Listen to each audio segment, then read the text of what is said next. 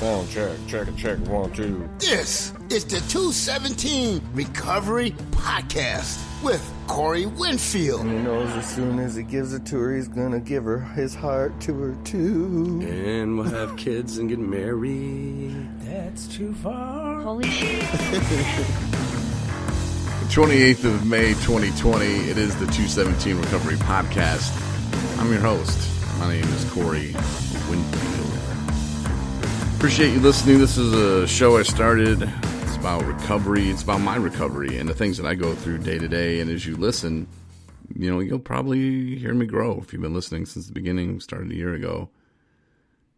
There's some things in there, man. There's some challenges for sure, but I'm still here and I'm still sober. Got a year and a half coming up next month.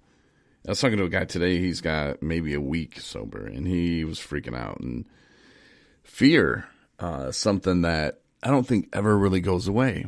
We learn how to push through it, I guess you could say, or to not run from it. It's so easy for us in early recovery to go back to what we knew, even if we know it's bad for us. Say, you're homeless and you're used to being homeless. You've been homeless for 5 years, let's say. You're used to going places to get your food. You're used to going up to the end of the bridge and asking for money. You're used to that. That becomes a new normal for you. Now, I would rather not do that. But once it becomes comfortable that, oh, yeah, I can do that, then you understand how to live, and it's not so bad. Well, there's that kind of fear, and then there's the fear of, what if I fail?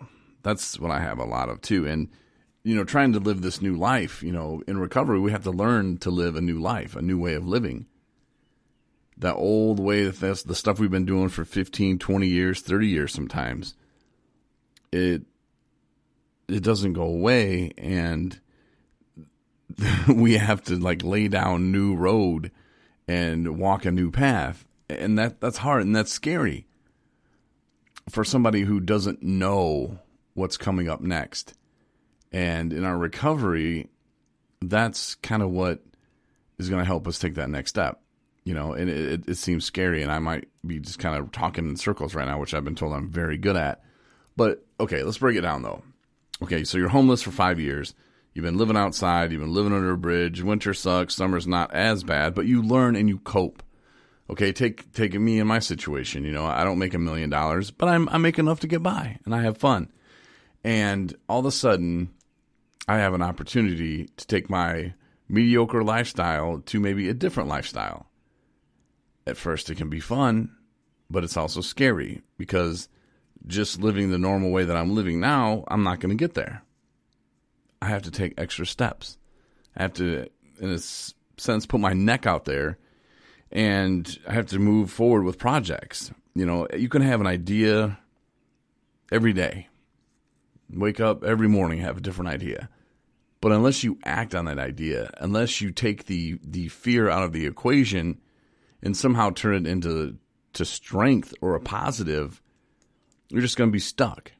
And I've been trying to avoid being stuck. There was a minute there where I didn't have the funds, but I needed to, get 217 Recovery to be a public charity, a 501c3, where now we can apply for grants, and now we can, do so much more. We're pretty much tax exempt now, and we're educational. We talk about our experiences, and if somebody can hear something that I'm saying and go, oh yeah, didn't think about it that way. Boom, educational. We want to go speak to places. We want to go to schools. We want to go to prisons. We want to go to jails.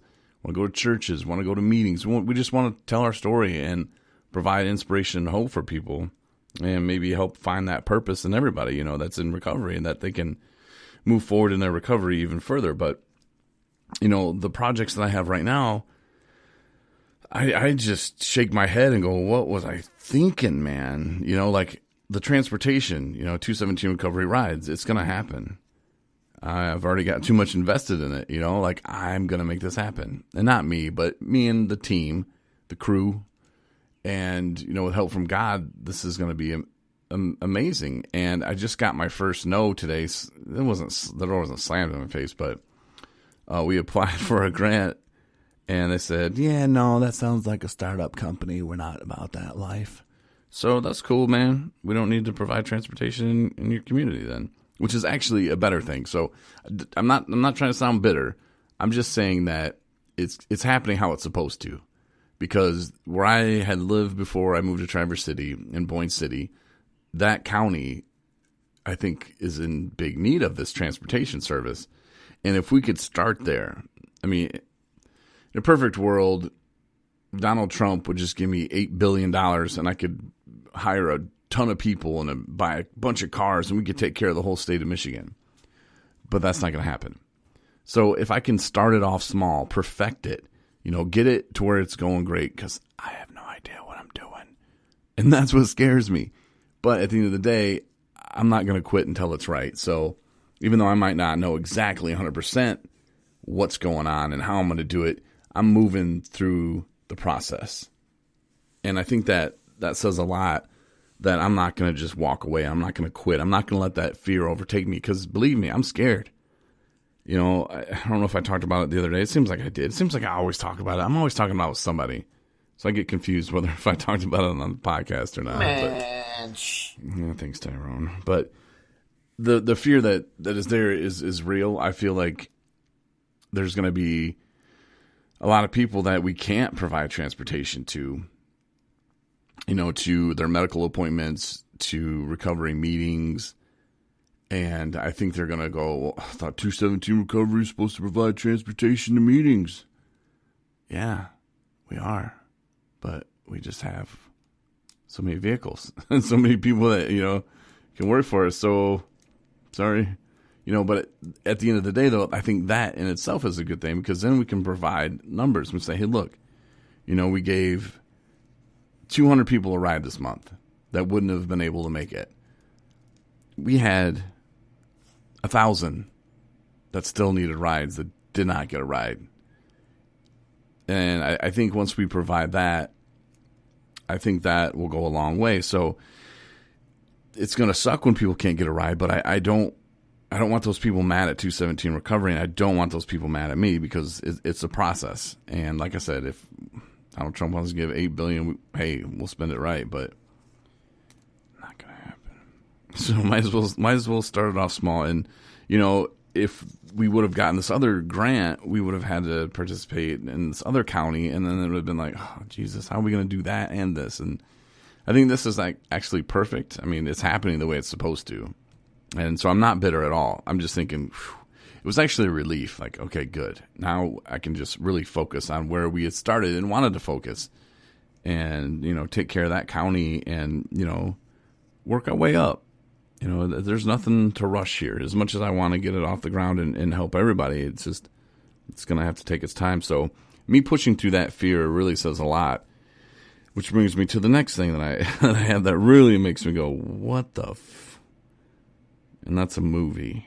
A movie. I want to start making a movie, and I want to start it in a place where I saw my first concert, where I've introduced bands, comedians, all kinds of stuff in my career, in my radio career, and it's the Kalamazoo State Theater. And I wanted to do a show there, and I will one day. And by a show, I mean it's kind of like a mixture of stand-up /story /TED Talk. And I have a really good idea for it. My buddy Ron, big shout out to Ron. It's he dabbles in the film industry, so we're going to have him help us out, use the State Theater, and the State Theater is beautiful, so it'll be a great background. And we're going to start off by recording that, filming Chris, Anna, myself, Marnie, I think there's a couple more people, but just, giving our stories, and not like boring stories either, and not like the old, well, and that was the third time I was hit by a car, at least that's what it felt like. Reality, I just drank again. No, we're not going to tell that kind of stuff, but Chris is funny, Anna's entertaining, it'll be good, trust me. I'm not going to let it suck. And so the movie thing, I'm like, I don't know what I'm doing, I have no idea. But I fill out an application anyway to the State Theater, and I'm talking with Rachel over there about, securing a date so we can go over there and film. And once we get that, then we can go back and do a little backtracking, take the clips we want from that, the filming of that, and then add in the personal touches, the cityscapes, I guess you could say. Tyrone, that's who else is going to talk. But I have no idea what I'm doing. I have none. And Anna, I had a brief talk with Anna today, and congratulations, Anna. She is moving forward with her life, and something, with her, and she can talk about it on her podcast, but something happened to her that she has no idea what a godsend and what a blessing it really is. And I really hope she understands that, when I told her, awesome, that I wasn't being mean. I just think this is a huge opportunity for her, and I'm proud of her. Not like father proud or anything, but, like brother proud. And I just think that's good for Anna. But anyway, the things that we can control in our lives, like our job, our relationship, well, I guess somewhat our relationship, but, the things that you can control and make your life better, take a look at that from time to time. And if you're not happy, start figuring out why. And then take the steps that are needed to make yourself happy. But to the movie, though, yeah, it's going to be amazing, but I don't know what we're doing, and it's kind of fun. But when I was talking to Anna today, I said, don't you think Matthew McConaughey was scared? He met Richard Linklater, or whatever his name is, the guy who directed and wrote Dazed and Confused. Met him in a bar the night before or whatever. He's like, I got a part for you. So Matthew McConaughey shows up, and that's what his famous all right came from. He said that wasn't written in the script. He didn't know. He was just like, and hearing him tell the story, it's like, yeah, I just think, Nuge is on the radio. This is pulling up this chick. What am I going to say?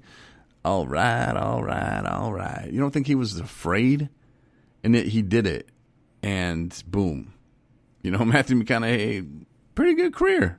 But if he would have got scared, or if he just decided, you know what, I'm not going to do that because I'm afraid to try something, never would have happened.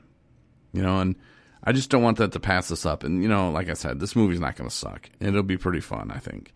It'll be fun making it. I mean, Chris, Anna, myself, Tyrone, Jesus. A lot of people will probably pay just to watch us make the movie. It'll be fun. It's really going to be a trip. But I'm scared. I'm afraid. And also I'm afraid, too, we have the new donation button up there, and I don't know. I'm afraid to even ask for donations because I'm afraid. What if people don't donate? If I tell you the transportation, for example, insurance, $15,000 a year, it blew my mind. I don't have $15,000, and I don't know. I'm afraid, and at the same time, I'm just trying to have hope, and I'm trying to have faith in God, and everything that He's put me through in this last 6 months, even. Just been amazing, and it could have all worked out different by me having a crappy attitude. The guy I was talking to earlier today that has like maybe a week sober or something earlier, I had him read my blog from Monday, and he's like, wow, that's crazy. And I kind of broke it down for him. I'm like, look, man, this is where I was a year ago. This is where I was, 6 months ago. And, I was managing a sober living house, and things just started kind of getting weird. And then, I found out, oh, boom, you're going to be a dad. And then, this other stuff happened, and somebody that I trusted, I realized that the trust had been broken. And then it was like, oh, well, we're just going to have just one manager of the house. And, I could have taken that news as like, wow, that's very hurtful to my pride. And it did hurt my pride, because I was like, wait a minute. Why would you go with the other guy? That's craziness. You just told me 2 days ago that you're having thoughts and doubts, but then there was the other side of the coin too. Like, what was he being told? But I didn't take that approach to it, and then it just kind of moved along from there, which it allowed me to break the commitment that I gave to him for me being there for a year. So it kind of freed me, and I didn't have to break that commitment. And I always told the guys at the house that I was manager of that